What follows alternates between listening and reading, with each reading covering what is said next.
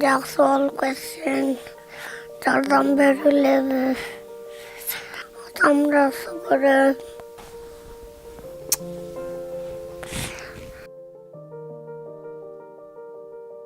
Балдарым үшін жашасын дейм. Күні түні тілейміз. Балдарым да бата қылады. Атам жақсы болып кетсін, ешкім ауырбасын деп. Сағынбек Айдошев 33 жашта, 2 баланын атасы. Жалал-Абад облысының Базарқорғын районының Ауық айланы тұрғыны. Қырчындай жаш құрағында оор дартқа чалдығып тұрған кезі. Қырғыз елімен сұранарым, қырғыз елім қайрымды бір туған боркер болады. Шу ақпалын көріп, жөн қарап тұрбасыптыр деп ойланам. Тақтап айтқанда, бауырына жабырқап операция жолы менен алмаштыруға мажбур.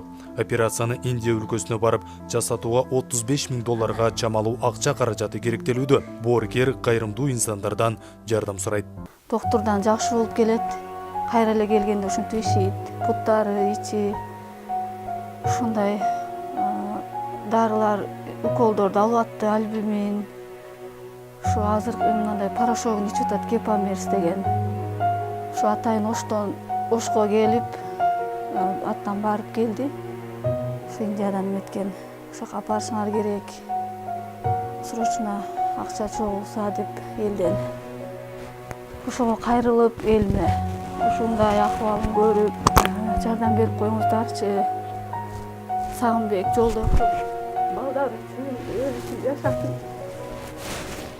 Сиздин жардамыңыз Сагынбектин жашоосун сактап калышы мүмкүн.